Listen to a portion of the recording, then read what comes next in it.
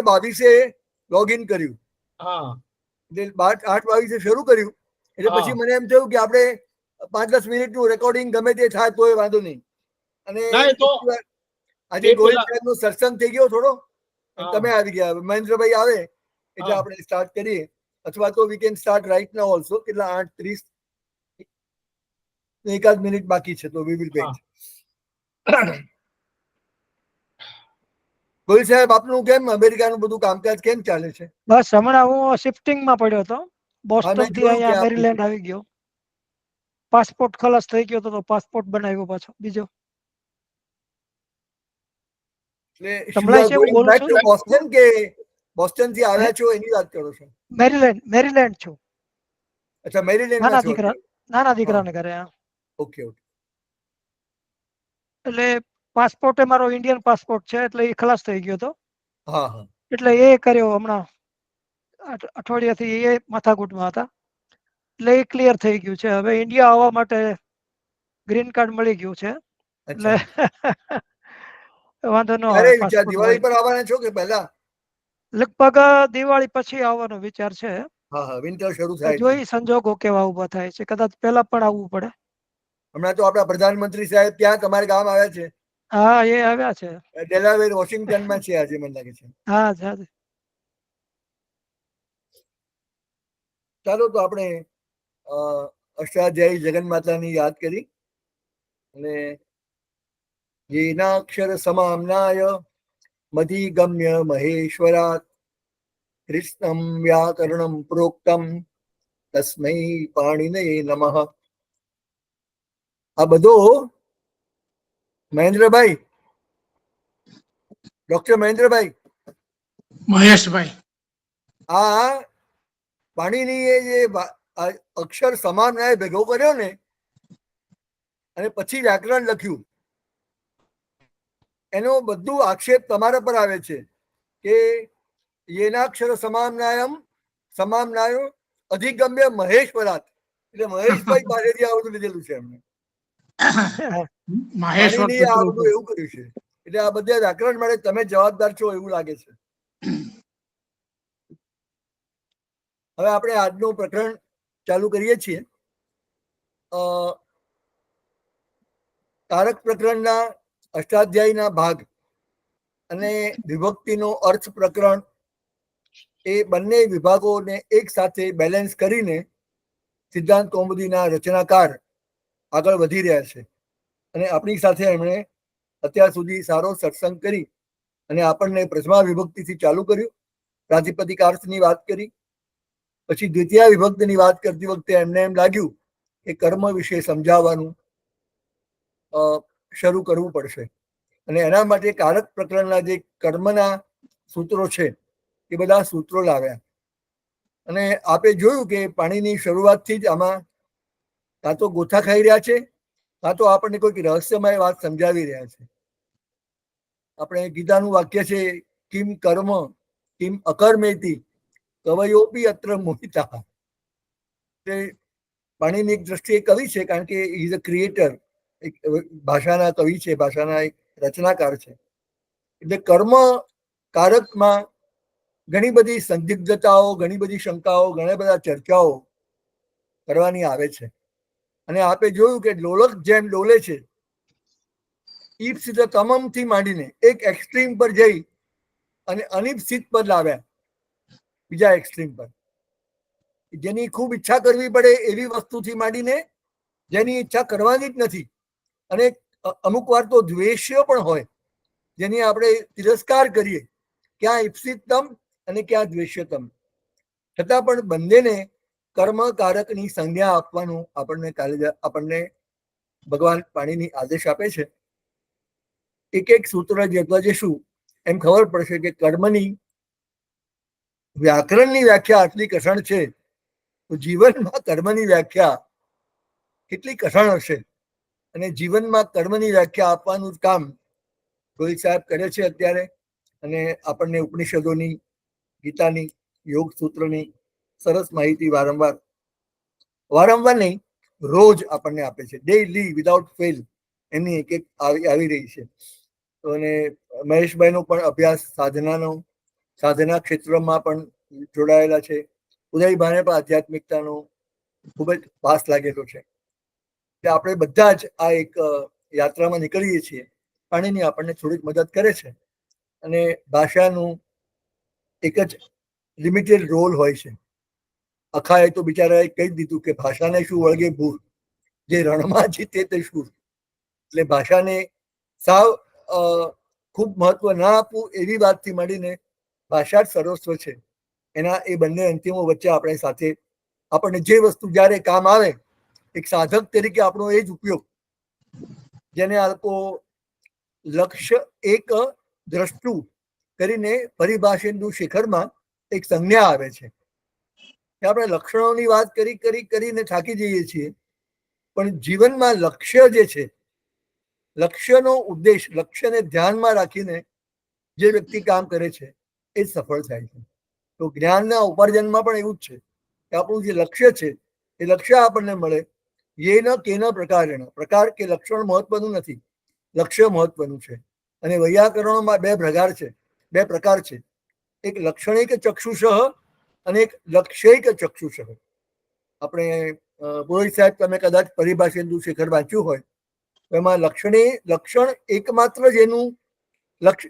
જેનો હેતુ છે, જેની આંખ, જેનો ચક્ષુ માત્ર લક્ષણ પૂરતો છે, એવો વૈયાકરણ એક દિશામાં કે માત્ર સૂત્રોની વાત કરે, એને ભાષામાં પડી નથી.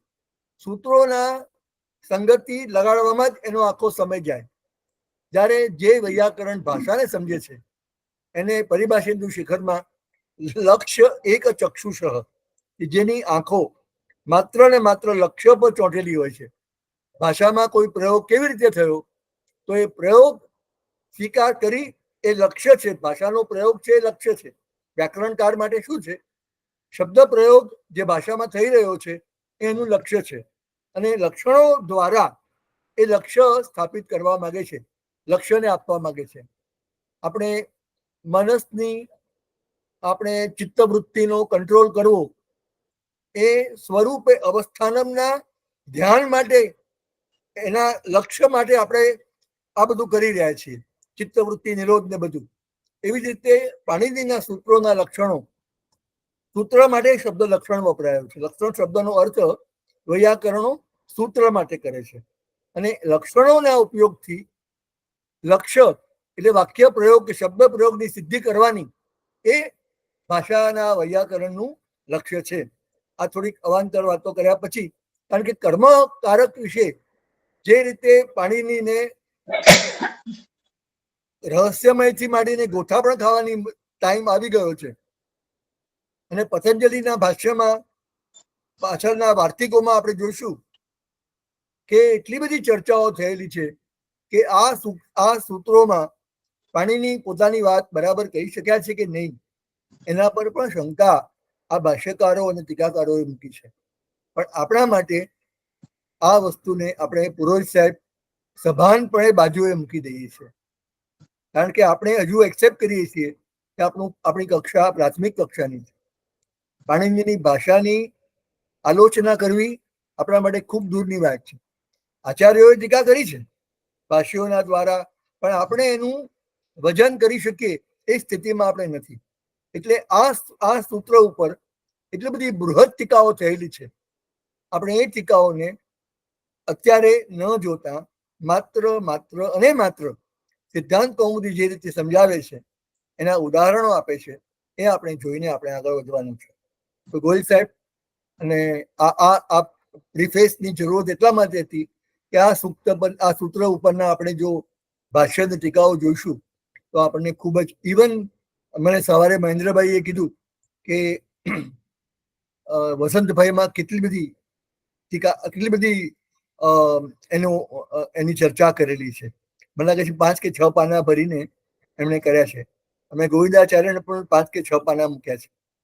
ભાષ્યમાં પણ 3-4 પાના છે, અને ઘણા બધા ગ્રંથોમાં, કાશી માંડીને દરેક ગ્રંથમાં જે એગ્રીગેટ કરીએ તો ખૂબ બધા પાના થઈ જાય એવું છે. તો આપણે ખાલી એક આર્કિટેક્ચર જોઈએ. આર્કિટેક્ચરમાં સૌથી પહેલા આવ્યું કારકે સૌથી ઉપર છે. સબ્જેક્ટ મેટર ટાઇટલ આપ્યું કારકે કરીને. ત્યાર પછી અનભિહિતે નામની કન્ડિશન મૂકી. બરાબર ગુરુજી? અનભિહિતે એટલે બીજા સૂત્રોમાં ન લખ્યું હોય તો જ આ ચેપ્ટર તમારે ખોલવું, એ તો ખોલવું જ નહીં. કર્મની ઉલ્લેખ થઈ ગયો કુદંતમાં કે તિંગંતમાં, પછી તમારે કારક પ્રકરણમાં જોવા જ નહીં બેસવાનું. સિદ્ધિ અને કર્તા કારક અથવા પ્રથમા વિભક્તિ આપી દેવાની અને તમારે એનું કામ કરવાનું. એ કર્મકારક છે કે કર્તાકારક છે તમારે કાંઈ જોવાનું નહીં. અને એ રીતે શરૂઆતથી માંડીને આપણને અનભિહિતેનું કન્ડિશન મૂકી. કારકેની કન્ડિશનમાં શું કીધું કે કોઈ પણ શબ્દ કારકની સંજ્ઞાને પ્રાપ્ત થાય એની મુખ્ય શરત છે એ ક્રિયા સાથે અન્વિત હોવો જોઈએ. ડાયરેક્ટલી ક્રિયા સાથે સંબંધ ન હોય તો કારક જ ન થાય. એટલા માટે કારક શબ્દને આચાર્ય સપ્તમી વિભક્તિમાં મૂકે છે. કારકમ નથી કહેતા, આ ટાઇટલ છે એમ નથી કહેતા, પણ કારક હોય તો આગળ વાંચો, અનભિહિત હોય તો આગળ વાંચો. બરાબર? અત્યાર સુધી આ બે મુખ્ય સૂત્રો કારકે અને અનભિહિતે સપ્તમીમાં આવ્યા. સતી સપ્તમીના રૂપો છે અને એ બંને કન્ડિશન આપણને સૂચવે છે. ત્યાર પછીના વ્યાખ્યા આપનારા કે પરિભાષા આપનારા કે સંજ્ઞા આપનારા સૂત્ર આપણી પાસે આવ્યા. કર્તુહુ ઈપ્સિતતમમ કર્મ. હવે ઈપ્સિતતમમ અને કર્મ એ બંને શબ્દો પુરોહિત સાહેબ એ પ્રથમા વિભક્તિના છે. બરાબર ને? એમાં સપ્તમી વિભક્તિ નથી.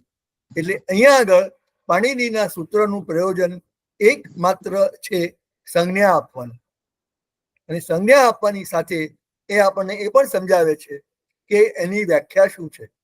આ તો કોઈ વાર પાણીની સંજ્ઞા આપીને ચૂપ થઈ જાય અને પછીના સૂત્રોમાં એની એક્સપ્લેનેશન આવે. પણ અહીંયા આગળ પાણીની આપણા પર દયા કરી અને કરતું હું ઈપ્સિતતમમ કર્મ. કર્મ એને કહેવાય કે જે કર્તા માટે સૌથી ઈપ્સિતતમ હોય, બશર્તે કે એ કારકનું પ્રયોજન સિદ્ધ કરતું હોય અને બીજી બશર્તે કે બીજી કોઈ રીતે બીજા કોઈ સૂત્રથી અનભિહિત રહી ગયું હોય, અભિહિત કરવાનું રહી ગયું હોય, વાચ્ય બનવાનું રહી ગયું હોય, તો જ તમે આ કારકને કર્તાના ઈપ્સિતતમ શબ્દ પ્રયોગને કર્તા કારકમાં ગણી શકો. આ વસ્તુ આપ્યા પછી તરત જ પાણીની ફરી જાય છે અને કે છે તથાયુક્તમ ચ અનીપ્સિતમ. અને અનીપ્સિત હોય એ પણ કર્મકારકની સંજ્ઞા પ્રાપ્ત કરે છે, બશર્તે કે એ એનું સ્ટ્રક્ચર એવું જ હોય જેવું ઈપ્સિતતમ શબ્દનું હતું. કારક એ કારક ક્રિયા સાથે એ જ સંબંધ પ્રાપ્ત કરતું હોય, કર્તા સાથે એનો સંબંધ એવો જ હોય જેવો ઈપ્સિતતમ શબ્દનો બીજા વાક્યમાં હતો. એના માટે એમણે સુપર સ્ટ્રક્ચર કરીને સિદ્ધાંત કૌમુદીકારે આપણા પર દયા કરીને બે વાક્યો એવા સરસ મૂક્યા હતા. સ્ટ્રક્ચરલી એટલા પરફેક્ટ, મેચ બોલ ટુ બોલ મેચિંગ થાય ને, ટેબલ ટેનિસ રમતા હોય ત્યારે પેલાનો બોલ જેવો મારે સામેથી એવો જ જવાબ આવે અને એની જે વોલી થાય એ કેવી મજા આવે. એક શોટ મારી પેલો જીતી જાય એમાં મજા નથી આવતી. મજા આવે છે વોલીમાં. 4, 5, 10, 15, 20 વાર સામસામે એનું કરે. તો અહીંયા આગળ પણ આ પ્રમાણે સિદ્ધાંત કૌમુદીકારે આપણા માટે વોલી ઊભી કરી છે અને આપણને સમજાવ્યું છે. છતાં પણ કર્મકારકની પૂર્ણ વ્યાખ્યા આપવા માટે આચાર્યને સંતોષ થયો નથી. એટલે આચાર્ય ત્રીજું સૂત્ર આપે છે. અને ગોહિલ સાહેબ બધા શાસ્ત્રોમાં વ્યાખ્યા કરવાની હોય કે પરિભાષા આપતા હોય તો ફિલ્ડ નાનું કરતા જઈએ. આપણે કૂતરાની વ્યાખ્યા આપવી હોય તો એક પ્રાણી હોય તો કૂતરું હોય, પછી પાછું 4 પગ વાળું હોય તો કહીએ, પછી પાછું ડોમેસ્ટિક હોય તો કૂતરું કહેવાય, વગેરે વગેરે. આપણે એને રેસ્ટ્રિક્ટ કરતા જઈએ છીએ. અહીંયા તો પાણીની એ કમાલ કરી છે. ઈપ્સિતતમની વાત કરી, પછી અનિપ્સિતની વાત કરી અને હવે જે સૂત્ર આપ્યું એ સૂત્રમાં તો એને દરવાજા જ ખોલી નાખ્યા વ્યાખ્યા કરવાના. શું આપ્યું? અકથિતમ છે. કીધેલું ના હોય. અનભિહિતમાં જુઓ અને અકથિતમ જુઓ. સાવ બાણા જ ખોલી નાખ્યા. ઘોડાઓને જવું હોય ત્યાં જાય, કોઈ પણ પરિભાષા કરવી હોય. આ જોઈને આપણે ત્રિમુનિ વ્યાકરણની મેં વાત કરી હતી. એ ત્રિમુનિ વ્યાકરણ શા માટે? પુરોહિત સાહેબ, મારી ભૂલ સુધારજો હા, કારણ કે તમારો વ્યાકરણનો અભ્યાસ ખૂબ ઊંડો છે, ખૂબ ઊંડો અભ્યાસ તમે કર્યો છે અને હું તમને વંદન કરું છું. પણ મારી ભૂલ થાય તો મને ચોક્કસ ટોકજો તમે. ત્રિમુનિ વ્યાકરણ એટલા માટે થયું કે પાણીના સૂત્રોની જે બ્રેવિટી હતી, સૂક્ષ્મતા, સંક્ષિપ્તતા, કે એનું પૂર્ણ અર્થ સમજવો સામાન્ય માણસ માટે અને વિદ્વાનો માટે પણ ખૂબ અશક્ય જેવો હતો. આપ પતંજલિના સૂત્રોમાં જુઓ છો, યોગ સૂત્રોમાં, યોગ સૂત્રો એટલા સંક્ષિપ્તમાં હોય છે, એના અર્થ સમજવા ખૂબ મુશ્કેલ. આ તો પાણીના સૂત્રો યોગ સૂત્ર કરતા પણ વધુ સંક્ષિપ્ત છે. બીજું, ભાષા અને યોગમાં આ ફરક છે કે યોગ એક સ્થિર પરિસ્થિતિ છે. તમે એકવાર યોગ પરિસ્થિતિ, તમે એકવાર યોગ પ્રાપ્તિ કરી કે તમે મનની કંટ્રોલ કર્યો, તો એ જ પ્રોસિજર 4000 વર્ષ પછી બી આપણને કામ આવશે. કારણ કે એમાં કઈ ફરક પડવાનો નથી. માણસનું મન વિચારો જુદા જુદા કરે, પણ વિચારો કરવાની એની વૃત્તિ એની એ રહે છે. આજે આપણે ફિલ્મની વાતો કરીએ, આપણા પૂર્વજો કદાચ બીજી વાતો વિચારો મગજમાં આવતા હોય છે, જે એમને વિક્ષિપ્ત કરતા હોય છે. અહીંયા આગળ આપણે જોઈએ છીએ કે પાણીની આ સૂત્ર બનાવતી વખતે એની સામે જે ભાષા છે, કારણ કે ભાષા લક્ષ્ય છે, અને પાણીની આપણને શું આપે છે? લક્ષણ આપે છે.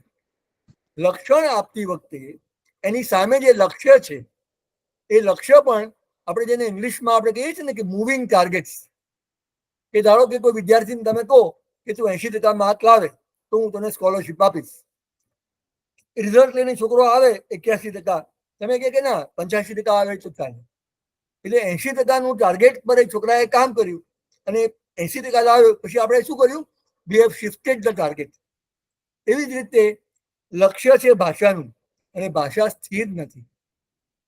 ભાષા કોઈની નોકર નથી. ભાષા ખૂબ નિજાનંદી એક્ટિવિટી છે, અને એક વ્યક્તિનો નિજાનંદ નથી, આખા સમાજની કલેક્ટિવ નિજાનંદની ભાષા છે, એમની એક્સપ્રેશનની વાત છે. એટલે ભાષા કોઈ દિવસ એક સરખી રહેતી નથી. એટલે પાણીના સમયથી માંડીને 150-200 વર્ષમાં, 300 વર્ષમાં, આપણે જેમ ગુજરાતીમાં કહીએ છીએ કે 12 ગામે 12 ગાઉએ, એવી જ રીતે 5 વર્ષે કે 2 વર્ષે કે 3 વર્ષે કે 10 વર્ષે આપણે જે ગુજરાતી ભાષા બોલીએ છીએ, આપણા વડવાઓ નહોતા બોલતા, અને આપણા બાળકો જે અમેરિકામાં કે ઇન્ડિયામાં બોલે છે ભાષા, એ પણ ગુજરાતી ભાષા આપણા કરતા ખૂબ જુદી ભાષા છે.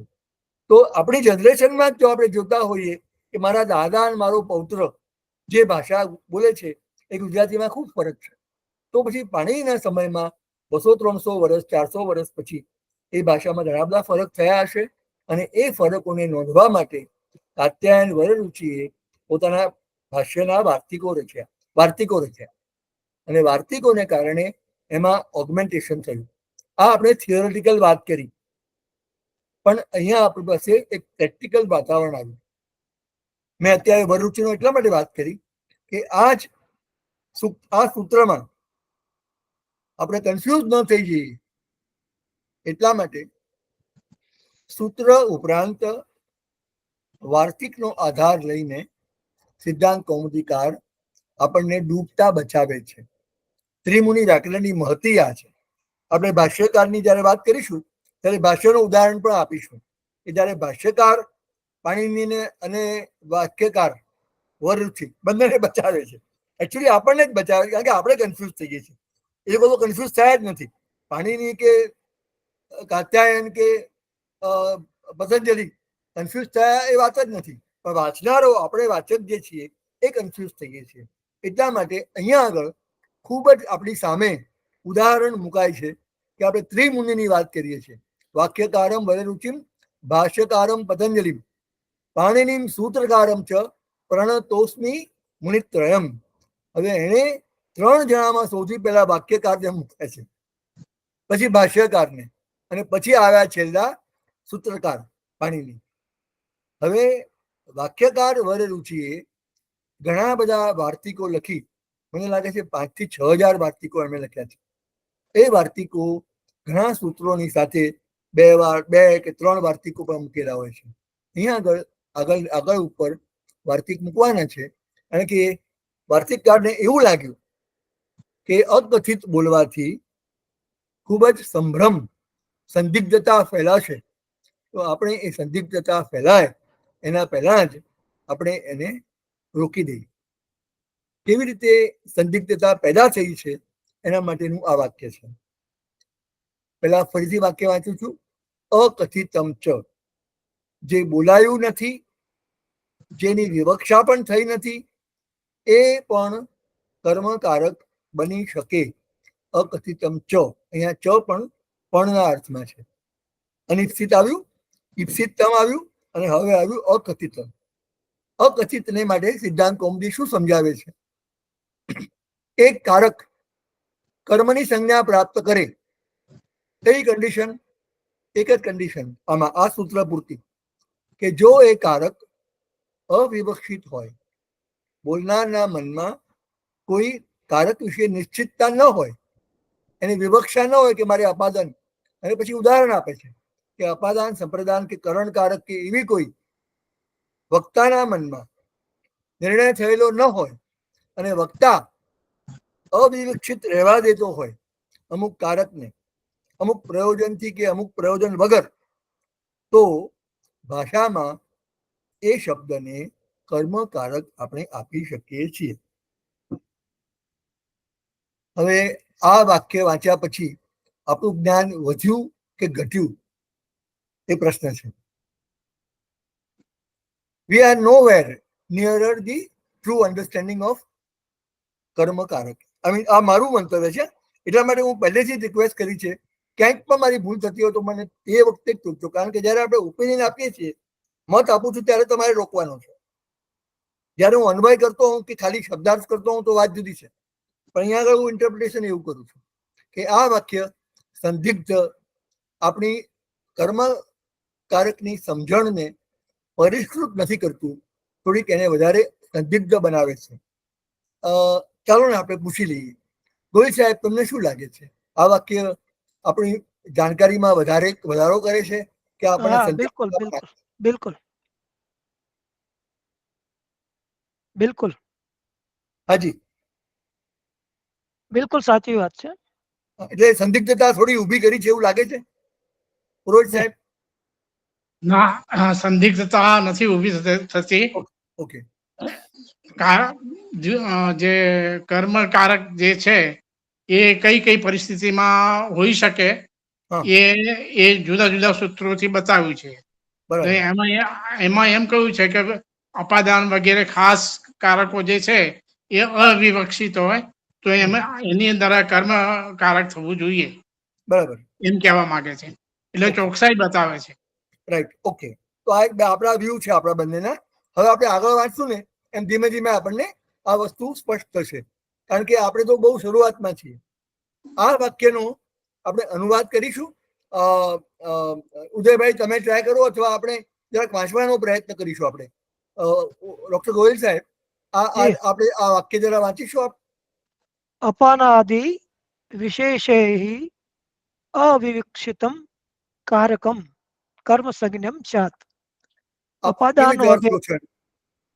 અપાદાન વગેરે વિશેષ અર્થ વિવક્ષિત ન હોય ત્યારે કારકની કર્મ સંજ્ઞા થાય છે. ઠીક છે. પુરોહિત સાહેબ, તમને એનું અનુવાદ કેવી રીતે કરો તમે? બસ આ ગોહિલ સાહેબે કહ્યું એ રીતે જ કે અપાદાન વગેરે જે વિશેષ કારકો છે એ જો અવ્યવસ્થિત હોય વક્તાને, તો એની અંદર કર્મકારક થાય અથવા કર્મકારક ની સંજ્ઞા એમાં થાય છે, એમ કહેવા માંગે. તો અકથિતમ શબ્દનો અર્થ એમણે કર્યો અવિવક્ષિતમ, બરાબર ને? મેચિંગ, આપણે ખાલી મેચિંગ કરીએ શબ્દ. સૂત્રમાં છે અકથિતમ શબ્દ, અને અહીંયા આવ્યો શબ્દ અવિવક્ષિત. Both are meaning the same. બંનેનો અર્થ. અકથિત શબ્દને વધારે ફોડ પાડીને કે છે કે વક્તાને બોલવું નથી, વક્તાને કહેવું નથી કે આ કયા કારકમાં નાખવું મારે. તો જે શબ્દને વક્તા કોઈ કારકમાં ન નાખવા માંગતો હોય, જેમ કે અપાદાન કે સંપ્રદાન ન કહેવા માંગતો હોય, તો આપણે એની કર્મ સંજ્ઞા આપી શકીએ, એવો આ વાક્યનો અર્થ છે. બરાબર ને પુરોહિત સાહેબ? હવે આપણે એનું વધારે એમને ફોડ પાડ્યો છે, આપણે જોઈએ. હવે તરત જ એક કારિકા આવે છે. કારણ કે અકથિતમ અને અવિવક્ષિત એટલે ભાષાના તમામ ધાતુઓમાં અકથિતમ કે અવિવક્ષિતમ શબ્દ કર્મકારક બની શકે એવું વ્યાપક સૂત્ર પાણીની આપે છે. પણ આ બધા મતો છે ત્રિમુનિઓના, આપણે કોઈની સાથે એગ્રી કે ડિસએગ્રી થઈ શકે એમ નથી. મારી ફરજ રજૂ કરવાની કે આપણે આ આચાર્યની વાતને વાર્તિકકાર કેવી રીતે જુએ છે. વાર્તિકકાર એમ માને છે કે ભાષામાં બધા જ ધાતુઓ વાપરીએ, બધા જ ધાતુઓ માટે આવું અવિવક્ષિત કારક હોય તો આપણે એને કર્મકારક કહી ન શકીએ. માત્ર ને માત્ર 16 ધાતુઓ પૂરતું અકથિત હોય તો આપણે એને કર્મકારક આપી શકીએ. મહેન્દ્રભાઈ, આ વસ્તુ ડિફરન્ટ છે કે તમે કોઈ પણ ધારો કે ધાતુ લો, આપણે જેને કહીએ ને સંસ્કૃતમાં અતિવ્યાપ્તિ ને અવ્યાપ્તિનો દોષ, તો અહીંયા આગળ શું થાય છે, અકથિતમથી અતિવ્યાપ્તિનો દોષ થઈ જાય છે કે તમે કોઈ પણ ધાતુમાં અવિવક્ષિત હોય તો તમે એને કર્મકારક સંજ્ઞા આપી શકો, બરાબર ને? અતિવ્યાપ્તિ થાય છે. તો આ શું કરે છે, વાર્તિકકાર 16 ધાતુઓના નામ આપે છે કે જે બધા 3000 ધાતુઓ છે એ ધાતુઓ બધામાં આનું ઉદાહરણ તમને નહીં મળે, તમને ખાલી આ 16 ધાતુઓનું ઉદાહરણ મળશે.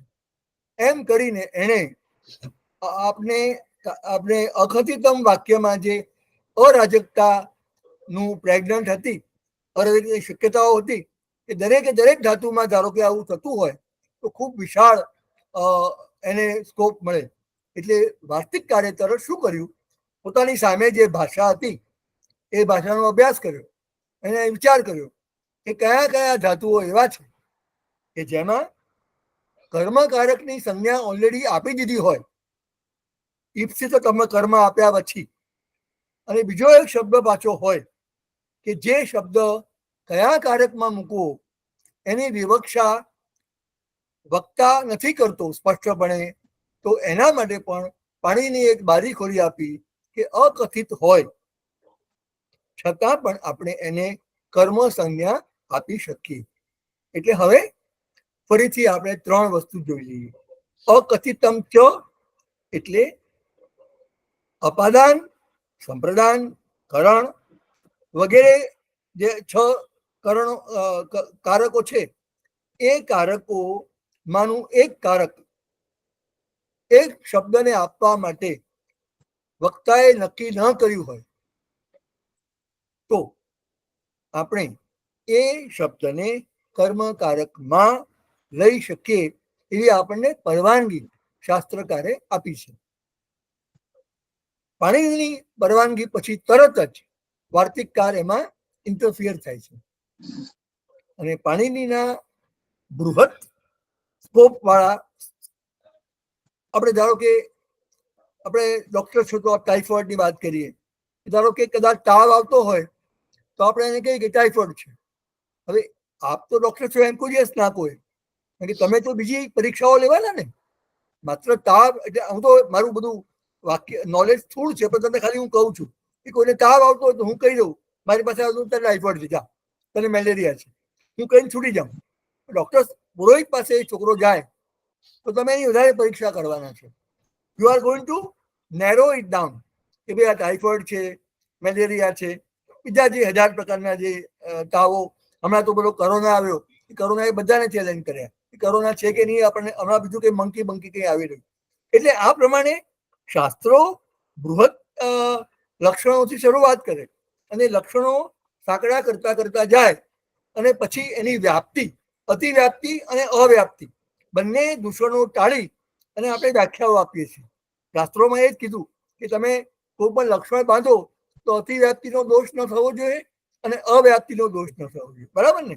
તો અહીંયા આગળ વાર્તિકકારને એવી શંકા થોડી મનમાં થઈ કે ભલે પાણીની તો ખબર જ છે, પાણીનું નોલેજ કોઈ ડાઉટ નથી કરતું, વાર્તિકકાર તો નહીં જ, કારણ કે એ તો એનો પૂજક છે, પણ એ આપણા પર વિચાર કરે છે કે આ છોકરાઓ બિચારા એમને સંદિગ્ધતા થશે, તો ચાલો હું ચોખવટ કરી દઉં. આપણે એક છોકરો આપણે કે ભાઈ તું આ ત્યાં જરા રમેશભાઈને ઘેર જઈને આ પેન આપી આવજે ને. પછી બાપને એમ લાગે કે આ છોકરો ગડબડ કરશે, તો એને કે ભાઈ તું રિક્ષામાં જજે, હા કાલ તો નહીં જતો. મુખ્ય ઓર્ડર શું છે? પેન આપી આવ. પણ પછી બાપને એમ લાગે છે કે ના ના, આ પાછું ચાલતો જશે, બિચારો થાકી જશે, અથવા ટેક્સીમાં જશે કે એવું કંઈ કરશે, તો એને કહેશે ના તું રિક્ષામાં જજે, તને જવા આવો. એટલે આ બધા સામાન્ય એક્ઝામ્પલ છે બધા. પણ પાણીનીએ આ સૂત્ર આપ્યા પછી વાર્તિકકારને એવું લાગ્યું કે આપણે આને ભાષામાં ચકાસીને જોઈએ કે કેટલા કેટલા શબ્દોમાં, કેટલા કેટલા ધાતુઓમાં પાણીનીનું આ સૂત્ર અકથિતમ વિવક્ષા હોય, વિવક્ષા ન કરી હોય તો કર્મકારક આપવું, એ નક્કી કરવાનું જે પાણીનીનો આદેશ છે એ બધા ધાતુઓ પર લાગુ પડે છે કે નથી લાગુ પડતો. વાર્તિકકારનો એવો મત છે કે માત્ર ને માત્ર 16 ધાતુઓ પ્રત્યે આ અકથિતમ સૂત્ર લાગુ પડશે. હવે આપણે બધા મોડર્ન વિદ્યાર્થીઓ છીએ, એટલે આપણે બે વસ્તુ કરી શકીએ કે આ 16 ધાતુઓ સિવાય ધાતુઓ બીજા ખરા જેમાં આ સૂત્ર લાગે? તો આપણે વાર્તિકકારને પણ ચેલેન્જ કરી શકીએ, બરાબર ને? અને પાણીનીનું તો વાક્ય એકદમ અમરેલા વાક્ય છે, એમાં ગમે તે વસ્તુ બેસાડી શકો. પણ એને જે વાર્તિકકારે જે મૂક્યું છે એને આપણે આપણી ભાષાના અન્ડરસ્ટેન્ડિંગ પરથી પણ આપણે અભ્યાસ કરી શકતા નથી, કારણ કે આપણી સામે જીવતી ભાષા નથી. જે સંસ્કૃત ભાષા આપણે બોલીએ છીએ કે વાંચીએ છીએ એ આપણા માટે જીવંત ભાષા નથી. એટલે વાર્તિકકારને ચેલેન્જ કરવાની આપણી પાસે કોઈ સામર્થ્ય નથી. એટલે જે અન્ડરસ્ટેન્ડિંગ સિદ્ધાંત કૌમુદી આપણને આપે છે, જે કાશિકા આપણને આપે છે, એના પર જ આપણે નિર્ભર થવાનું છે. એટલે એઝ અ મોડર્ન સ્ટુડન્ટ તમે મેલેરિયાની કે ટાઇફોઇડની ચર્ચા તમે કરી શકો, તમારી લેબોરેટરીમાં તમે જઈને નવી શોધખોળ કરી શકો. પણ આમાં આપણે નવી શોધખોળ કરવા માટે સમર્થ નથી, કારણ કે ભાષા અત્યારે જીવતી નથી. જીવતી ભાષા હોય તો જ તમે ઉદાહરણ લઈ શકો, અથવા તો સંસ્કૃતના વાંગ્મયમાંથી આપણને જે મળે એમાંથી આપણને કદાચ આના એક્ઝામ્પલ કે એક્સેપ્શન્સ મળતા હોય. પણ એનીવે, હવે આપણે એની બહુ ડિસ્કશન કરતા નથી. આપણે આ 16 ધાતુઓના ઉપયોગ જોઈ લઈએ અને 16 ધાતુઓને એમને કેવી રીતે અકથિતમ સૂત્રમાં વાર્તિકકારે બેસાડ્યા છે. એકચ્યુઅલી આ જે શ્લોક છે આપણી સામે એ વાર્તિકનો શ્લોક નથી. વાર્તિકના આધારે સિદ્ધાંત કૌમુદીએ શ્લોક બનાવેલો છે, અને વાર્તિકમાં આટલા ધાતુઓ બી નથી પાછા. પુરોહિતભાઈ, આટલી મજાની વાત છે કે આ એટલું બધું અલ્પોની સત્યની નિષ્ઠા, પ્રયોગશીલતા, જ્ઞાનની પીપાસા એટલી બધી છે, એ લોકો કોઈ વસ્તુને છોડતા જ નથી. તો વાર્તિકકારે પણ આટલા બધા ધાતુઓ નથી આપ્યા. અત્યારે આપણે જે જોઈ રહ્યા છીએ શ્લોક, એ શ્લોક સિદ્ધાંત કૌમુદીકારે પોતે બનાવેલો છે. એની કમ્પેરિઝન આપણે વાર્તિક થોડીક વાર પછી વાર્તિક આવવાનું છે. પણ અત્યારે મેં જેમ કહ્યું કે હું ડાયલેક્ટિક્સમાં ઉતરવા નથી માંગતો, કારણ કે આપણી પાસે એટલો અભ્યાસ જ નથી. ડાયલેક્ટિક્સમાં ક્યારે ઉતરી શકો તમે? તમે કહો કે ટાઇફોઇડ છે પુરોહિત સાહેબ, તો હું તમને ચેલેન્જ કેવી રીતે કરું? મને નોલેજ જ નથી. I don't know it. I cannot સે કે તમે ખોટું બોલો છો. મારે પ્રૂવ કરવું પડે તમારી સાથે વાત કરતો હું તો. એટલે આપણે સભાનપણે આ પ્રશ્ન બાજુએ મૂકીએ છીએ. આ મુનિઓની અલગ અલગ વિચારસરણી, મુખ્ય એ લોકોનું અન્ડરસ્ટેન્ડિંગ કોઈનું ખોટું નથી. વાર્તિકકારને એવું લાગે છે કે આ સૂત્રના વાચનથી સંદિગ્ધતા થોડીક રહી જશે, તો એ સંદિગ્ધતા દૂર કરવામાં શું વાંધો? એટલે એણે વાર્તિક બનાવ્યું, અને એના વાર્તિકમાં કે મને 8 કે 10 ધાતુઓ હતા, પણ એ ધાતુઓમાં એડ કરીને સિદ્ધાંત કૌમુદીએ પોતાના, કારણ કે આ બધા લોકો સમયના બાબતમાં એકબીજાની પાછળ છે. સૌથી પહેલા પાણીની, પછી કાત્યાયન, પછી મહાભાષ્યકાર, અને સિદ્ધાંત કૌમુદીકાર તો છેક અકબર વગેરેના ટાઈમના છે, આપણા સમયના 15-16મી સદીના. એ કંઈ બહુ જૂના નથી. અને એમના સમયમાં આપણે ભાષા તો ઓલરેડી મરી ચૂકી હતી. એટલે એઝ અ લોક ભાષા it was only scholars language. એટલે સિદ્ધાંત કૌમુદીનું આ જે સૂત્ર છે, સોરી કારિકા પણ ન કહી શકીએ, પણ એક શ્લોક કહીએ આપણે. પહેલા જરાક આપણે મજાની રીતે વાંચીએ. દુહ્યાત પચ દંડ રુધિ પ્રચ્છી, સોરી મારી ભૂલ થઈ, દુઃખ યાચ પચ દન રુધિ પ્રક્ષી ચી બ્રુ શાસુ જી મથ મુષામ. દુઃખ યાચ પચ દન રુધિ પ્રક્ષી ચી બ્રુ શાસુ જી મથ મુષામ. કર્મયુક્ત સ્યાદ કથિતમ તથા સ્યાન ની રૂ કૃષ્ણ વહામ. આ બધા વધારે પડતું બોલ્યા કરતા આપણે એનો ફોડ જોઈએ. નેક્સ્ટ માં 12 ધાતુઓ મૂકી દીધા. પહેલો છે દુઃખ, બીજો યાચ, પછી પચ, દંડ, રુધિ એટલે રોધવું, રોકવું કોઈને, પ્રચ્છી પૂછવું, ચી ચૂંટવું સિલેક્ટ કરવું, બ્રુ બોલવું, શાસુ આજ્ઞા આપવી, જી જીતવું, મથ એટલે કદાચ આપણે મથન કરવું વગેરે, અને મુશ એટલે ચોરી કરવી અથવા કોઈને ચીટિંગ કરવું. આ 12 ધાતુઓ વાર્તિક કાળની દ્રષ્ટિ આપણે સિદ્ધાંત કૌમુદી કાળની દ્રષ્ટિએ એવા છે કે જેને અકથિતમ સૂત્ર લાગી શકે. પછી તરત જ પેલા 4 બીજા ધાતુઓ કર્મયુગ સ્યાત અકથિતમ.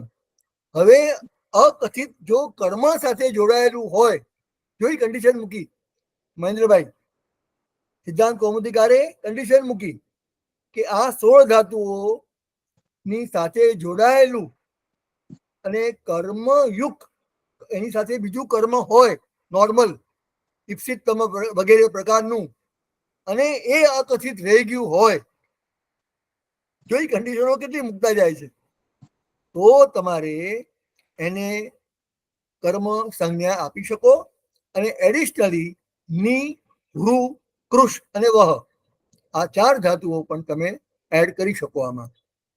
ફરીથી એકવાર જરા આપણે ક્વિકલી વાંચી જોઈએ, કે આ દરેકે દરેક ધાતુ પ્રત્યે હવે મને એમ થાય છે કે આની ચર્ચા આપણે ઉદાહરણો સાથે કરતા જઈએ, કારણ કે એને વિધાઉટ ઉદાહરણ આપણે બોલવાનો કોઈ એનો અર્થ નથી.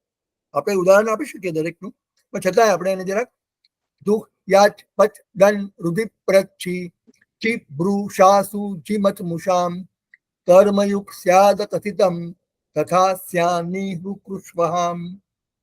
સૂત્ર આપણે એક ધાતુ દુહ ગાય દોહે છે વગેરે, યાચ માગે છે, પચ એટલે રાંધે છે, દંડ આપે છે દંડ, રુધિ રોકે છે, પ્રચ્છી પૂછે છે, ચી સિલેક્ટ કરે છે ચૂંટે છે, બ્રુ બોલે છે, શાસુ આજ્ઞા આપે છે, જી જીતે છે, મથ એટલે મંથન કરે છે કદાચ, અને મુશ એટલે ચોરી કરીને કોઈને ચીટિંગ કરે છે. અને કર્મયુગ સાથ અહીંયા કન્ડિશન મૂકી છે સિદ્ધાંત કૌમુદીકારે કે આ ધાતુઓના ઉપયોગ વડે બનેલું વાક્ય, એમાં જો કોઈ શબ્દ એવો હોય કે જે મુખ્ય કર્મ સાથે સંબંધિત હોય અને એ અકથિત રહી ગયો હોય વક્તા દ્વારા, તો આપણે એને કર્મ સંજ્ઞા આપી શકીએ. ઉદાહરણ તરીકે 4 બીજા ધાતુઓ લીધા, ની, રૂ, કૃષ અને વહ. ની એટલે લઈ જવું, રૂ એટલે હરી જવું, કૃષ એટલે ખોતરવું કે એવું કોઈ અર્થ છે, અને વહ એટલે વહન, ના કૃષ એટલે ખેંચવું, સોરી આકર્ષણ કહીએ ને એ રીતે કૃષ એટલે ખેંચવું, અને વહ એટલે ઊંચકવું, આપણે કોઈ જગ્યાએ from one place to take it another place, એવી જાતનો અર્થ છે. હવે મહેન્દ્રભાઈ થોડીક મદદ કરો, આ જરા લાંબુ વાક્ય છે, તમે વાંચો એટલે હું શ્વાસ લઉં છું. ફાવે તો હા, I am not running away from my duty. 2 minute આપ બોલો તો જરા મજા આવશે, આપણે વાંચશું બધા ભેગા. મારી વિનંતી તમે ગમે ત્યારે ના પાડી શકો. મારી વિનંતી મારી પ્રમાણે હું રિક્વેસ્ટ કરું છું. વંચાય છે પહેલા તો? મને બોલવાનું કહો છો? હા, રિક્વેસ્ટ કરું છું. હા, લખ્યું છે વાંચું, બરાબર? હા, એટલે આપણે પછી એનો અર્થ કાઢીશું. દુહાદીનામ દ્વાદશાનામ તથા નિપ્રભૃતિનામ ચતુર્ણામ કર્મણા યદ યુજ્યતે તદ એવ અકથિતમ કર્મ ઇતિ પરિગણનમ કર્તવ્યમ ઇત્યર્થઃ. બોલો હવે આગળ થોડુંક આગળ વધારો. આપણે ઓલરેડી વાત કરેલી છે. હવે શું આનો અર્થ કરવાનો કહો છો? કારણ કે તમે જે રીતે વાંચ્યું છે એનો અર્થ અમે એકદમ જ સ્પષ્ટપણે કહી દીધો છે. આપણે અનુરૂપ ગુજરાતીમાં કરીએ એટલે આપણને મજા આવે છે થોડીક.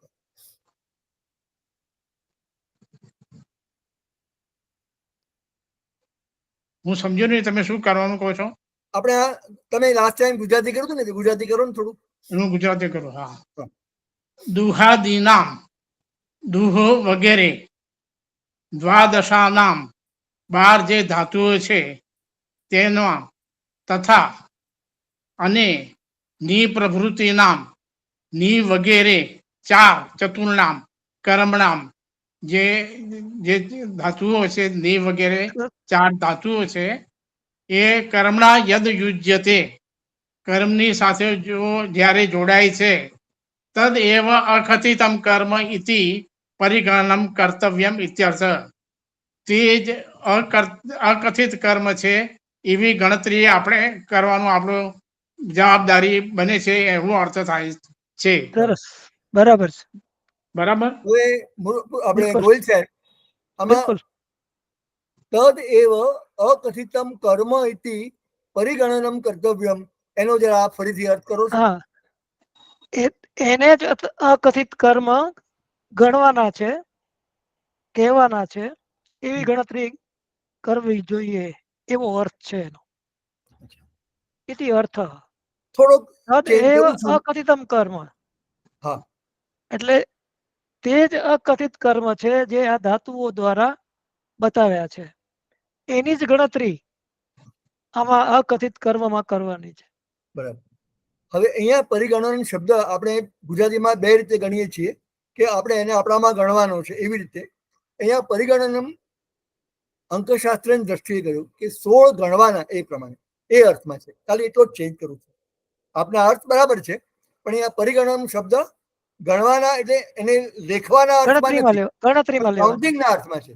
એક્ઝેક્ટ કાઉન્ટિંગ 16 એટલે પેલા જે હજારો ધાતુઓ હતા એને બાજુએ મૂકીને માત્ર અને માત્ર 16 ધાતુઓનું ગણના કરવાની છે, લેવાના છે. એ અર્થ તો ખરો જ, પણ એનું counting 16 only will be taken, એનું પરિગણનમ કર્તવ્યમ, આનું પરિગણન કરવાનું. હવે આ 2 કન્ડિશનો આપણે ચર્ચા કરવાની છે. કર્મણા યદ યુજ્યતે તદેવ અકથિતમ કર્મ. એક તો કર્મ સાથે એ જોડાયેલું હોવું જોઈએ, એક કન્ડિશન. અને બીજી એ અકથિત રહી ગયું હોય તો.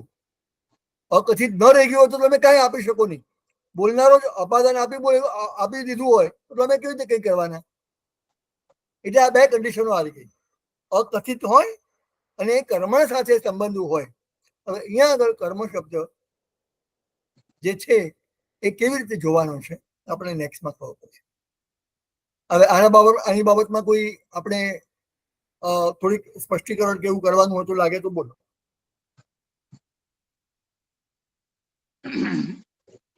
આ રીતે એનો અર્થ છે કે દુહુ વગેરે 12 અને ની વગેરે 4, કુલ 16 ધાતુઓ છે એ કર્મની અંદર જ્યારે કર્મ ક્રિયાના અર્થમાં જ્યારે વાપરવામાં આવે છે ત્યારે તે બધા અકથિત કર્મ એવું ગણવું જોઈએ, એવો અર્થ થાય છે.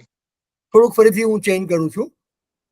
આ કન્ડિશન છે કર્મણા યદ યુજ્યતે, કે જો આ શબ્દ વાક્યના કર્મકારક વાળા શબ્દ સાથે જોડાયેલો હોય, અન્વય થયેલો હોય તો એ અર્થમાં નહીં. આપણે થોડુંક કહ્યું એમાં થોડોક મેં ચેન્જ કર્યો છે. બરાબર. હવે આ ફરીથી બોલો ને એટલે આપણને એકદમ મગજમાં ઉતરી જશે.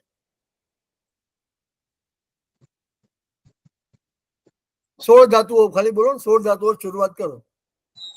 મને કહો છો? હા, તમને, કારણ કે આ વિચાર તમારા, તમે કીધો ને મેં ડિફરન્ટ તમને કીધેલો છે તમારા કરતા, એટલા માટે. દુહો વગેરે 12 અને ની વગેરે 4 ધાતુઓ કર્મની અંદર જ્યારે વાપરવામાં આવે છે ત્યારે તે અકથિત કર્મ છે એવી જાતની ગણતરી કરવી જોઈએ, એવો અર્થ છે. હવે ગોહિલ સાહેબ, આ કન્ડિશન બાબતમાં તમને શું લાગે છે, જરા મને કહો. આ બે કન્ડિશનો મૂકી છે. એ કન્ડિશનો જરૂરી છે કે એનો અર્થ સ્પષ્ટ છે? આપણે શું જોવાનું છે? બિલકુલ જરૂરી છે. વિકાસ કારણ કેવો કે એનો બિલકુલ જરૂરી છે, કારણ કે એને સ્પષ્ટ કીધું કે આ જે 16 ધાતુઓ છે એનો સંબંધ કર્મ સાથે હોવો જોઈએ, એનું જોડાણ કર્મ સાથે હોવું જોઈએ, તો જ તે અકથિત કર્મમાં એનો સામેલગીરી તમે કરી શકો છો. બરાબર, બરાબર, બિલકુલ બરાબર. હવે તમારા કરતા હું ફરીથી પાછું જુદો પડું છું આપણે ગોયલ સાહેબ, કે આપણે એક જ કન્ડિશનમાં બે મૂકી છે. હું બે કન્ડિશન તરીકે જોઉં છું કે કર્મ સાથે જોડાયેલો હોવો જોઈએ, શરત નંબર 1, અને બીજું અકથિત રહી ગયેલું હોય એ બીજું. અકથિત ન રહી ગયું હોય તો પછી કન્ડિશન કામ નહીં કરે. તેને જ અકથિત કર્મ કહેવામાં આવે છે. આ 16 ધાતુઓ જે કર્મ સાથે જોડાયેલા છે એને જ અકથિતમાં સમાવેશ કર્યો છે. બિલકુલ, બિલકુલ બરાબર. હું સંમત થાઉં છું. બરાબર. હવે અકથિતમ એ આખા સૂત્રનું બેઝિક કન્ડિશન છે. એટલે અકથિતમને આપણે વિશેષણ તરીકે, તમે શું કર્યું, ત્રીજી લાઈન છે ને એ તમે અકથિતના વિશેષણ તરીકે લીધી, અને હું એને એડિશનલ પોઈન્ટ તરીકે લઉં છું. કર્મધારય સમાન હોય, રૂપાળો છોકરો, તો એમાં રૂપાળો છોકરો છોકરાની વિશેષણ છે રૂપાળો, અને રૂપાળો અને છોકરો એવી રીતે પણ આપણે લઈએ તો હું એવી રીતે લઉં છું અત્યારે, ખાલી આ બોલવાની પદ્ધતિ પ્રમાણે. પણ આ બે તમે કન્ડિશન તો આપી કે અકથિત તો હોવું જ જોઈએ, પણ અકથિત કેવું હોય? જો કર્મ સાથે યોજાયેલું હોય તો. એટલે આ આપણા મગજમાં સિદ્ધાંત કૌમુદીનું વાક્ય આખી ખબર પડી ગઈ કે એને કારિકામાં 16 ધાતુઓની વાત કરી, અને એ 16 ધાતુઓની કર્મકારક સંજ્ઞા ક્યારે થાય? જો એ શબ્દ કર્મકારક સાથે, કર્મકારક અભિવ્યક્ત કરતા શબ્દ સાથે જોડાયેલો હોય અને એ કર્મ અકથિત રહી ગયું હોય, અથવા તમે જેમ કહો છો કે કર્મ સાથે સંબંધિત હોય તો જ એ અકથિત કહેવાય. અને એના માટે એની ગણના કરવાની જરૂર છે. અને એ 16 ધાતુઓ આપણે ગણી રાખીએ, અને એ 16 ધાતુઓની બાબતમાં જ આ સૂત્ર કામ કરશે એવો નિષ્કર્ષ અહીંયા આગળ સૂત્રકાર અને સિદ્ધાંત કૌમુદીકાર આપણી સામે રજૂ કરે છે.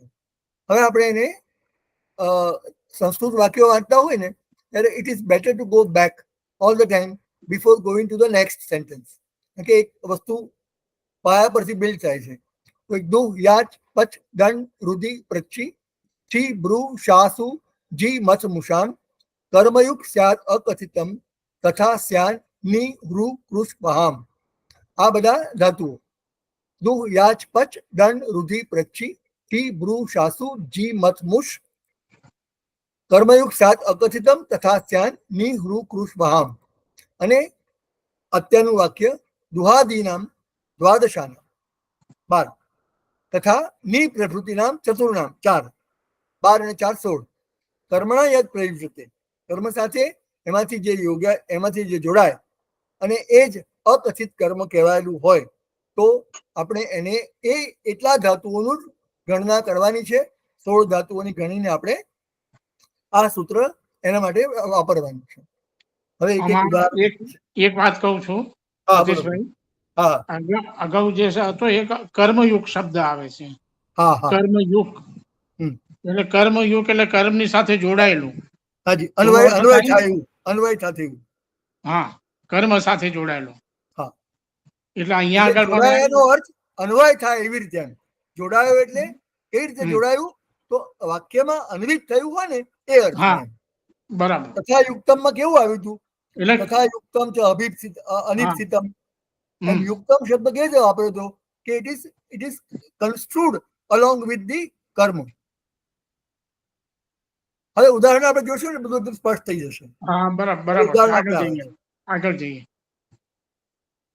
ગોયલ સાહેબ, પહેલું વાક્ય આપ ઉદાહરણ આપો એટલે આપણે બધા છણાવટ કરીએ. ગામ દોગ્ધી પયઃ. આ દૂધ ધાતુનું ઉદાહરણ છે. ગામાંથી દૂધને દોવે છે. હવે ઝીણવટથી આપણે જોઈએ, ગુજરાતી ભાષામાં આપણે અનુવાદ કર્યો ત્યારે આપણે સંસ્કૃત ભાષાની સ્ટ્રક્ચરને વળગી ન રહી શક્યા. બરાબર રામે છે. રાવણને માર્યો, એમાં રામ રાવણ બધું સ્પષ્ટ છે. તો તમે ગુજરાતીમાં અનુવાદ કર્યો તો તમે ગામ પર જે દ્વિતીય વિભક્તિ છે તમારે છોડી દેવી પડી. બરાબર ને ગુરુજી? ગામની બીજી વિભક્તિ જ છે. બીજી વિભક્તિ છે ને સંસ્કૃતમાં. હા, પણ ગુજરાતીમાં તમે શું બોલ્યા? હા, આપણે please don't mind it. I M trying to આખી વસ્તુને હું ખોલવા માંગુ છું એકદમ. બરાબર બરાબર. ખ્યાલ આવ્યો તમે? ગુજરાતીમાં શક્ય જ નથી. ગુજરાતીમાં આ પ્રમાણે શક્ય જ નથી. આપણે એને માંથી કે ગાયનું દૂધ કંઈક ને કંઈક તમારે કરવું પડશે. તમે એને એક જ રીતે કર્મકારકમાં, એટલે આ ગુજરાતી ભાષાની સંસ્કૃત ભાષાની લાક્ષણિકતા છે. આપણી ભાષામાં જેમ દ્વિકર્મક ધાતુઓ આપણે વાપરીએ છીએ એના કરતા જુદું છે ગુરુજી. આમાં ગુજરાતીમાં ગા માંથી દૂધ ને દોવો, બરાબર ને? દોગતી એટલે આજ્ઞાર્થ છે. એવું તમારે કરવું પડે. હાજી, દોગતી આજ્ઞાર્થ છે. દોહું દોહું એમ નહીં, આજ્ઞાર્થ છે. દોગતી એ આજ્ઞાર્થ છે. ના ના, દોગતી એટલે ત્રીજો પુરુષ દોહે છે. દોહે છે. દોહે છે. કારણ કે આ જુગુ આ ત્રીજા ગણમાં છે ને, એટલે આવી રીતે જુદા ઉપયોગ થાય છે એના દોગતીમાં. બરાબર. હવે હું એક વાત કહું છું કે સમજવામાં જરા અનુકૂળ લાગશે. આપણે આ સંસ્કૃતમાં કહ્યું છે ગામ દોગધી પય, ગાયમાંથી દૂધ દોહે છે. એટલે એનો આપણે કઈ રીતે સમજીએ છીએ? ગાય એક વસ્તુ છે અને એમાંથી દૂધ દોહે છે, એટલે આમાં અપાદાનનો ભાવ છે. પણ અહીંયા આગળ આપણે અપાદાનનો ઉપયોગ સંસ્કૃત વાળાએ કર્યો નથી, પણ એની જગ્યાએ આ કર્મણી માં ઉપયોગ કર્યો છે, કર્મ વિભક્તિનો ઉપયોગ કર્યો છે. એટલે કે ગામ દોગધીપય, ગોહો દોગધીપય એમ નથી કહેતા. બરાબર છે. બરાબર, એક્ઝેક્ટલી આ પોઈન્ટ તમે બહાર લાવ્યા કે ગુજરાતીમાં કે બીજી ભાષાઓમાં શક્ય જ નથી આ પ્રમાણે વાપરવું. અને અપાદાન વિવક્ષા ગુજરાતીમાં અપાદાન વિવક્ષા કરવી જ પડે તમારે. સંસ્કૃતમાં આપણને એ પાણીના સૂત્રને કારણે આપણે બે શબ્દોને કર્મ તરીકે લઈ શકીએ છીએ. હવે આ બે કર્મ કયા? હવે આપણે પેલું જોવાનું છે, કર્મયુગ શબ્દ જે આવ્યો ને પુરોહિત સાહેબ, એ મને બતાવો આમાં કેવી રીતે છે. હવે આપણે છણાવટ કરવાની છે આની. ગોયલ સાહેબ, આપણે પણ બધા આપણે સાથે બોલવાનું છે. ગાય અને દૂધ આ બંને, એટલે પયઃ છે એ મુખ્ય કર્મ સાથે ગાને સંબંધ છે. ગામને મુખ્ય કર્મ છે. હા, મુખ્ય કર્મ પયઃ છે, એની સાથે સંબંધ છે એને. બરાબર. કયા સૂત્રથી એ મુખ્ય કર્મ બને છે? કર્તું ઈપ્સિતતમમ થી. બરાબર ને? હા, આ બધું આપણે જોવાનું છે. આ બધું ઈપ્સિતતમ છે ને એ પયઃ છે. પયઃ થયું અને અકથિતમ થી ગામ થયું. ગામ થયું. અને ક્યારે બન્યું? જો પયનો સંબંધ ગાય સાથે, ગાયનો સંબંધ પય સાથે ન હોત તો એને કારક ન કહેવાય. આ વસ્તુ આમાં સ્પષ્ટ કરી નાખી ઉદાહરણના આધારે. હવે પુરોહિત સાહેબ, તમે વધારે છણાવટ કરો. હવે આની અંદર એ છે કે સમજો કે દેવદત્ત હોય કે ગોવાળો હોય, એ ગાયને દોહે છે. એટલે એના માટે ઈપ્સિતતમ કર્મ જે છે એ ગાય છે, દૂધ નથી.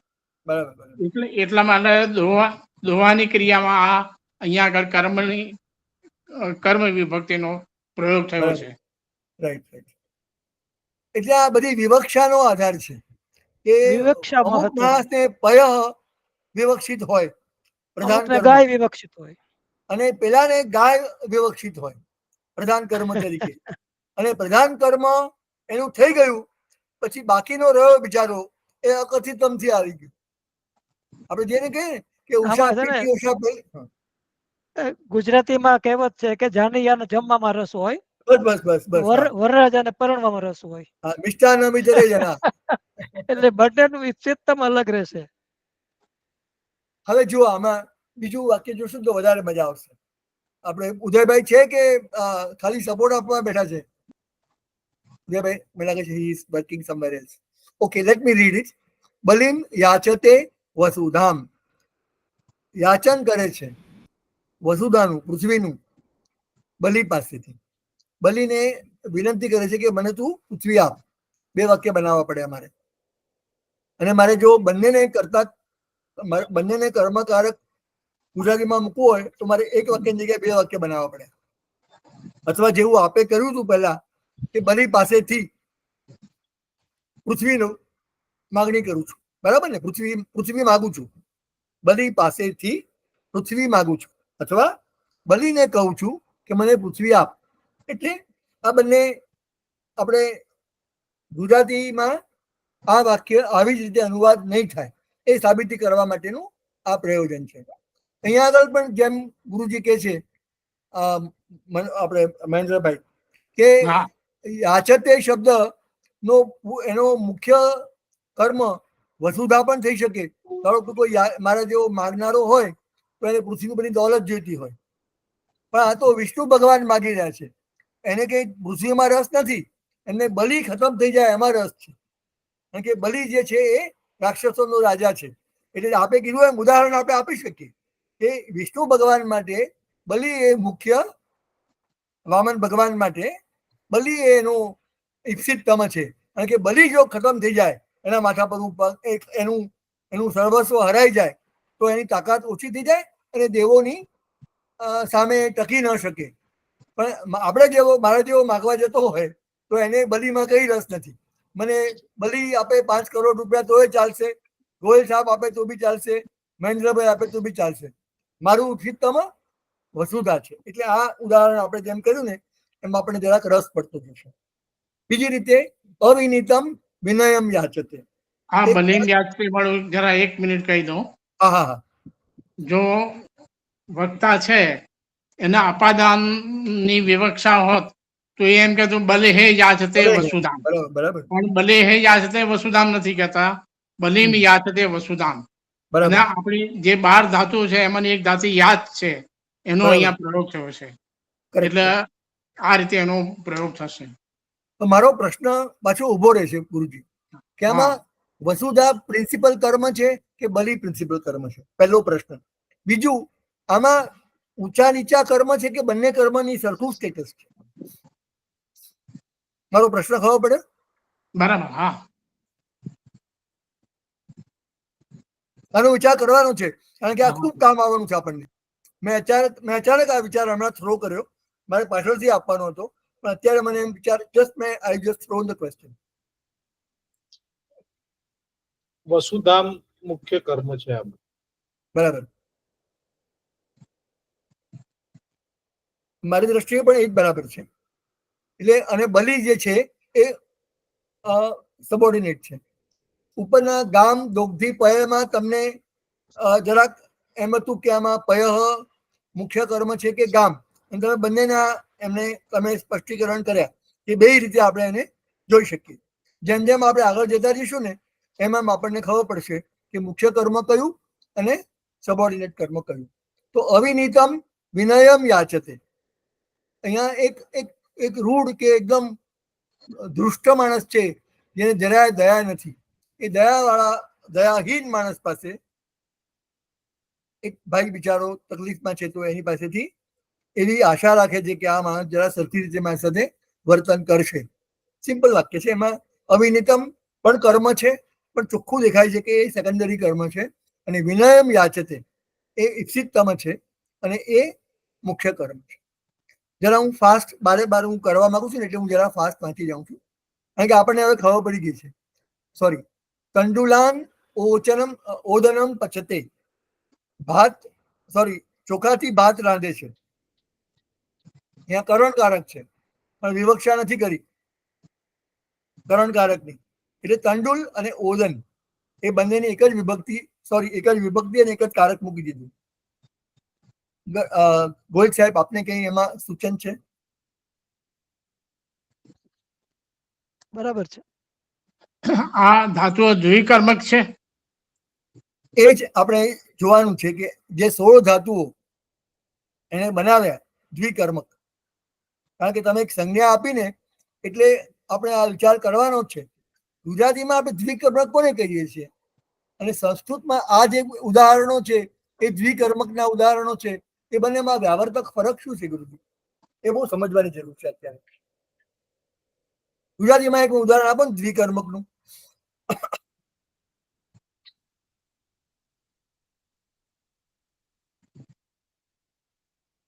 રમેશે સુરેશને પૈસા આપ્યા. આમાં 2 કર્મ છે ને. પૈસા આપ્યા એ પ્રિન્સિપલ કર્મ છે, અને સુરેશને આપ્યા એટલે ગુજરાતીમાં દ્વિકર્મક ધાતુઓ માત્ર ને માત્ર સંપ્રદાયના અર્થમાં જે આપણે વાપરીએ છીએ એ જ ધાતુઓને આપણે ગુજરાતીમાં દ્વિકર્મક કહીએ છીએ. સંસ્કૃતમાં આ ધાતુઓ કોઈ જે દ્વિકર્મક નહીં કહેવાય. કારણ કે રમેશ સુરેશાય ધનમ યચ્છતિ, એમાં ક્યાં 2 કર્મ આવ્યા? એક જ કર્મ આવ્યું ને, ધનમ યચ્છતિ. અને સુરેશાય એમાં તો સપ્તમ સંપ્રદાન છે. એટલે ગુજરાતીમાં દ્વિકર્મક આપણે જેને કહીએ છીએ એ વ્યાખ્યા સંસ્કૃતમાં નહીં ચાલે. આ મારે સમજાવવાનું. ડોક્ટર પુરોહિત સાહેબ, ડુ એગ્રી વિથ મી? શું કહ્યું આપે? મેં એમ કીધું કે ગુજરાતીમાં મેં રમેશને પૈસા આપ્યા એ દ્વિકર્મક નું ઉદાહરણ તરીકે આપણે લઈએ છીએ ગુજરાતી વ્યાકરણમાં. સંસ્કૃતમાં એવું નહીં વાપરી શકાય. હે? પણ સંસ્કૃતમાં નહીં વાપરી શકાય. સંસ્કૃતમાં સંપ્રદાનકારક તમારે કરવું પડશે. બરાબર. અને એક જ કર્મકારકમાં આવશે, બીજું સંપ્રદાનમાં જશે. એટલે આ શબ્દ, આ ધાતુ ગુજરાતીમાં દ્વિકર્મક આપણે જેમ તેમ મારી મચરીને લઈએ છીએ, પણ સંસ્કૃતમાં નહીં લેવાય, એમ મારું કહેવાનું. બરાબર. તંડુલાન ઓદનમ પચતે, ચોખામાંથી સંપ્રદાન અપાદાન તરીકે, અથવા તંડુલૈહી ચોખા વડે ઓદનમ પચતે, એટલે એમાં કરણકારકની જગ્યાએ, અથવા જોયું ને કેટલી બધી વિવક્ષાઓ કેટલી બધી કામ આવે છે. કારણ કે આપણે જયારે સંસ્કૃત વ્યાકરણ ભણીશું, રૂપનું જ્ઞાન, એમાં ખાલી સ્ટ્રક્ચર છે. અહીંયા બધા વિચારોની લેવલ પર છે. ભાષાનો ઉપયોગ માણસ કેવી રીતે કરે છે એની વિવક્ષાના સ્તરે ગયેલો છે. અને આ માણસને સિન્ટેક્સ આવડતી નથી એમ પશ્ચિમના વૈજ્ઞાનિકો કે મને ગુસ્સો આવે એનું કારણ એ છે. એટલી બધી ઊંડો અભ્યાસ કર્યો છે આ માણસે વિવક્ષાનો, કે જે આપણે નવાઈ લાગે કે આટલી બધી ઊંડાણમાં એ માણસ. You cannot think this sentence in Gujarati at all. ગર્ગાન શતમ દંડયતિ. How will you put 2 words in the same કર્મકારક? નહીં મૂકી શકો તમે. ગર્ગ લોકોને, ગર્ગના જાતવાળા લોકોને 100 દિનારનો કે 100 સોના મોહરનો દંડ ઠોકી દીધો.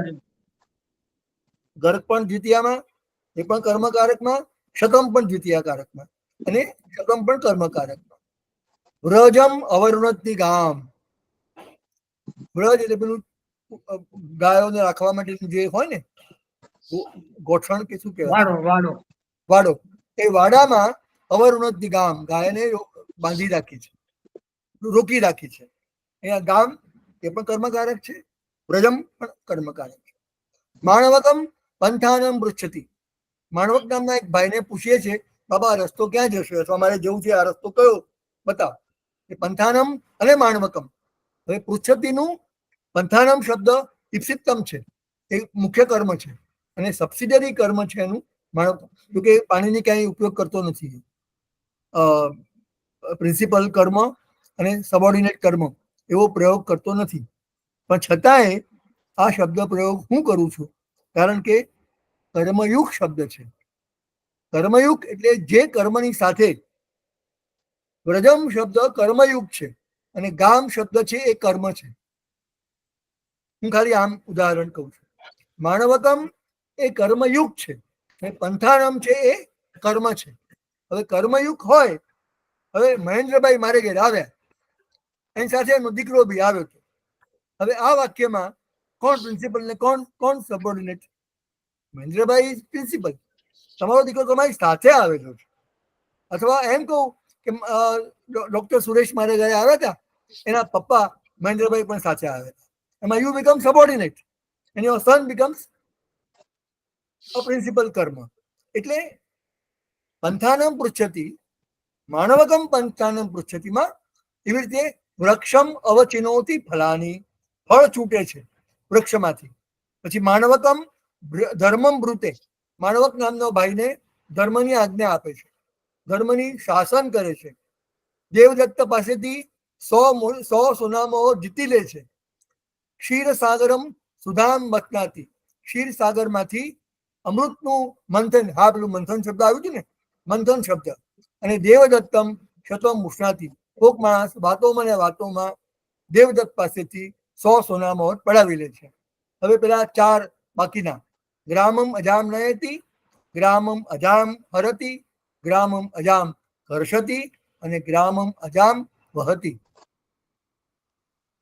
આટલે સુધી આપણે આવીને અટક્યા છીએ. 9:30 થયા છે. હવે 5 મિનિટ તો I should request you to speak to અસ. ગોયલ સાહેબ અને પુરોહિત સાહેબ, ઉદયભાઈ હો તો ઉદયભાઈ. આપણે 11મી થી સ્ટાર્ટ કરીશું આવતા શનિવારે.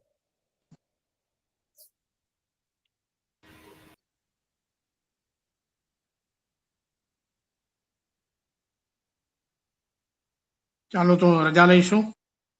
હા, કઈ બોલવું હોય તો કઈ, કોઈને વક્તવ્ય હોય તો કઈ. આપણે પણ કઈ વક્તવ્ય ઉદયભાઈ ને કઈ ગોયલ? થોડીક સ્પષ્ટતા કરી લઉં. હાજી હાજી. મારો હંમેશા સ્વભાવ રહ્યો છે હાજી હાજી. કે વિવક્ષા એ વસ્તુ મહત્વની છે.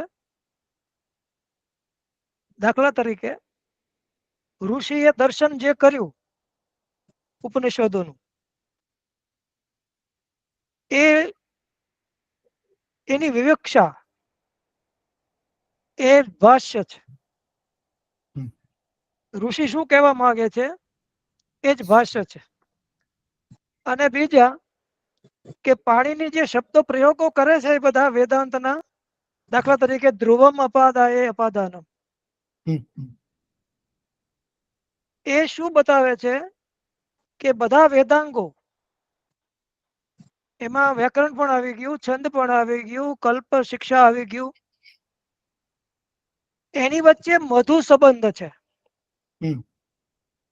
મધુતાનો સંબંધ છે.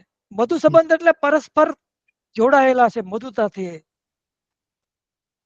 એટલે તમે વેદાંતને યોગ સૂત્રથી કે વેદાંતને વ્યાકરણથી અલગ નહીં રાખી શકો. સાચી વાત છે. એ બધા જોડાયેલા છે. એમાં ધ્રુવ કોણ છે એ મહત્વનું છે. અને જે ધ્રુવથી છૂટા પડે છે, ધ્રુવમ અપાદાય, એ અપાદાન છે. એટલે મારી દ્રષ્ટિએ ધ્રુવ છે એ બ્રહ્મ છે, અને અપાદાન જે છે એ પણ એ જ છે. બરાબર. અને જગત છે એ અપાય થાય છે, તેમાંથી જુદું પડે છે.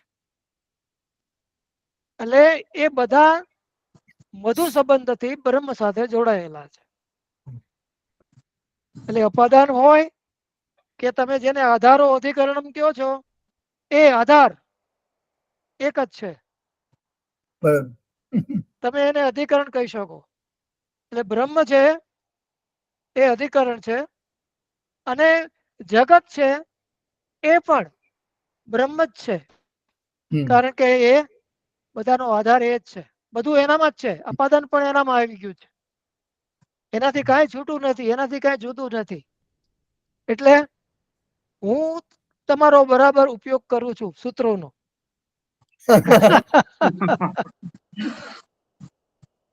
એટલે ગોયલ સાહેબ, તમે એવું કન્વે કરવા માંગો છો કે જે ધ્રુવ એટલે કેન્દ્ર, બ્રહ્મ એ કેન્દ્ર છે, હા, અને આ એ બ્રહ્મ છે. અપાદાન એ પરિધિ પર છે બધું. એ અપાદાન જ છે, કારણ એ કે અપાદાન અપાદાન હોય એ જ કેન્દ્ર હોય. તમે છૂટું પડ્યું પણ ક્યાંથી પડ્યું? કેન્દ્રમાં જ્યાંથી છૂટું પડતું હોય, ક્રિયા જ્યાંથી છૂટી પડતી હોય એ સ્થળને તમે અપાદાન કહો છો. તો એ સ્થાન છે એ ધ્રુવમ હોવું જોઈએ, એટલે કે ખસે નહીં એવું હોવું જોઈએ. એટલે એમાંથી તમે જગતને બહાર ખેંચી લ્યો, અપાદાન કરી લ્યો, એનું અપાય કરી લ્યો, તો પણ એના સ્વરૂપમાં, મૂળ સ્વરૂપમાં, એની સ્થિતિમાં ફેરફાર થતો નથી. અને જેમાં ફેરફાર તમે જોયો છે જગત, એ ફેરફાર પણ એની અંદર જ થયો છે, એની બહાર નથી. જગત જે દેખાય છે તમને એનાથી બહાર હોય એવું થયું છે, અપાદાન થઈ ગયું હોય છે એવું લાગે છે, છૂટું પડી ગયું એવું લાગે છે, પણ છૂટું પડ્યું નથી. એટલે મિથ્યાભાસ થાય છે આપણને. હા, એટલે બ્રહ્મ એના સિવાય માટે બીજું કઈ છે નહીં. સાહેબ એક જ મિનિટ, એના માટે વ્યાકરણમાં ચવી રૂપ આવે છે. ચવી રૂપ, ચવી, એની વ્યાખ્યા વ્યાકરણકારો એમ આપે સરળી છે. કરોતી સરળી ભવતી, હા, ના, સરળી કરોતી સરળી અભૂત, ભવતી, અભૂત તદ્ભાવ ચવી. સદભાવ. જે વસ્તુ નથી એનો ભાવ દેખાય એ ચવી. એટલે જગત છે ને એ ચવી રૂપ છે, બરાબર. જે છે નહીં પણ દેખાય છે. અભૂત તદ્ભાવ ચવી, સદભાવ. ચવી રૂપની વ્યાખ્યા છે. સદ્ધિતમાં આવે છે આગળ, હા, તદ્દિતમાં આવે. સદ્ધિતમાં આવે છે. પ્રકટી કરોતી એ ચવી હા, રૂપ છે. પ્રગતિ કરો તે પ્રકટી, બરાબર છે. બરાબર છે. જે પ્રગટ નથી પણ પ્રગટ છે એવો ભાવ તમને દેખાડે. એની વૃત્તિ કેવી થાય? અપ્રકટ ન પ્રકટમ અપ્રકટમ, અપ્રગટિત અપ્રકટમ પ્રકટમ કરોતી. પ્રગટી હવે કરોતી. આપણે સ્કૂલમાં ભણતા હતા ને કે પ્રગટી હા, કરોતી ચૂકી કેવી રીતે પડે, that તો is આવી રીતે સ્વીરૂપ. તો પહેલા ન પ્રકટમ અપ્રકટમ, એન ન શુક્લી સરળમ કૃતા અસરળમ, હંસા શુકાચ્ય અસરળમ હરિતિ કૃતા. સરળમ કરોતી. એવું આખે સ્ટ્રક્ચર આવતું હતું પહેલા સ્કૂલમાં. એટલે બહુ મજા આવે છે. મારે એક બરાબર. વિનંતી કરવાની છે, હાજી. ઉદયભાઈની વિનંતી છે, ઉદયભાઈ ને વિનંતી છે. ગયા વખત સુધીના આપણા રેકોર્ડિંગ બહુ લાંબુ થયું હતું. શરૂઆતમાં બધાને કનેક્ટ કરતા વાર લાગી હતી ને, તો 25 મિનિટ વધારે થઈ ગઈ હતી. તો ઉદયભાઈએ 25 મિનિટ કાપીને આપણને સરસ બનાવી આપ્યું છે. તો એ જે રીડિંગ છે રેકોર્ડિંગ, એ મેં ડોક્ટર પુરોહિતને અને ગોયલ સાહેબને પહોંચાડ્યું હતું. હવે આપને સંભળાયું છે કે નથી સંભળાયું પૂછવાનું? નથી સંભળાતું નથી, તો તમે ઉદયભાઈ એ એમને નથી દેખાતું નથી. મોકલાયું હતું પણ દેખાતું નતું. મેં તમને કોમેન્ટ કરી હતી કે આ દેખાતું નથી. જરા ઉદયભાઈ જરા ગાઈડ કરો ને પ્લીઝ. એટલે ઓપન નથી થતું એમ. ના, ઉદયભાઈ જરા ગાઈડ કરવાની વિનંતી કરું છું. હવે પણ એક મિનિટ હું વાત કરી લઉં. હા. કે ટાઈમ મેનેજમેન્ટ આપણે નક્કી કરવું પડશે. હા. કે 12 કે 12:15, 11 કે 11:15, કારણ કે એ આમાં શું છે કે ટાઈમની અમારે મારામારી હોય છે અહીંયા. ના ના, એટલે આપણે નેક્સ્ટ ટાઈમ આપણે એક્ઝેક્ટલી 1 એટલે કલાકમાં પૂરું નક્કી કરી નાખજો કે 12:15 પૂરું થવું જોઈએ કે 12 વાગે પૂરું થવું જોઈએ. હા, નહીં 1 જ કલાક, 8:30 to 9:30 બસ. તો 11 થી 12 અમારી દ્રષ્ટિએ અહીંયા. હા, બરાબર. તો તમે ઉદયભાઈ જરા સમજાવો ને કેવી રીતે પેલું ઓપન થયું કરવાનું, પૂછી જોવાનું. એમાં કદાચ છે ને મને એવું લાગે છે કે એમને એસએસ નહીં આપેલો હોય તમે. તો તમે તમારી પાસે જેમાંથી મોકલો ને, તમારી પાસેનું મોકલો ને. સારું, હું મોકલી આપું. તમારી પાસે તમે જે મને કરીને આપ્યું હતું ને, એ હા મારે ઓપન થઈ ગયું હતું તરત જ. તો હા, આપ આ વખતે મોકલો એમને. હું રાહુલને છે ને ગોયલ સાહેબનો અને પુરોહિત સાહેબ બંનેનો ઈમેલ આઈડી મોકલી આપું છું. કારણ કે મારી બી ડ્રાઈવ છે ને ફૂલ થઈ ગઈ છે, એટલે મારે શેર કરવું હશે ને તો મારે ડ્રાઈવમાં લેવું પડશે. એટલે હું રાહુલને કહું છું કરવા જશો ને ત્યારે પરમિશન માંગશે, તો તમે મને પરમિશન યસ માગી જો, પછી હું પરમિશન આપી દઈશ, પછી તમે ઓપન કરી શકશો. એવો એક થોડોક પ્રોબ્લેમ છે, પણ આપણે નેક્સ્ટ ટાઈમથી એ પણ અવોઇડ કરીશું. એને ક્લિયરલી રેકોર્ડેડ. એમાં કેવું છે ગોયલ સાહેબ અને પુરોહિત સાહેબ કે અમુક સાઈઝ ઉપરની ફાઇલ જે હોય ને, એ તમે ઈમેલમાં કે વોટ્સઅપ પર તમે એને ટ્રાન્સમિટ ના કરી શકો. એને ડ્રાઈવની લિંક આપીને તમારે શેર કરવી પડે. હવે તમે જે ડ્રાઈવની લિંક આપો ને, એમાં 2 ઓપ્શન આવે કે ભાઈ જેની પાસે બી આ લિંક જાય એ ઓપન કરી શકે એવું ઓપન એસએસ તમે આપી દો, તો એ જેની પાસે બી ગયેલું હોય એ લિંક ઓપન કરીને એને જોઈ શકે. અને બીજું લિમિટેડ એસેસ હોય કે એ જ્યારે બી લિંક જેની પાસે ગઈ હોય તો એ તમારી પાસે એસેસ ની પરમિશન માંગે અને પરમિશન તમે એલાઉ કરો તો એ વ્યક્તિ એસેસ કરી શકે એ કન્ટેન્ટને. એટલે આપણે આ વખતે શું કરીશું, આપણે ઓપન પરમિશન વાળી જ બનાવશું. હા હા હા, જ્યારે હું મોકલું ને એના પહેલા જ ઓપન પરમિશન કરી નાખશું આપણે. હા હા હા, કારણ કે આ બધું શીખી રહ્યા છીએ એટલે ભૂલ થવાનો હા શક્યતાઓ બધી છે. હા, ઓકે ઓકે, ચાલો, નમસ્કાર. નમસ્કાર. પુનર્મિલામः.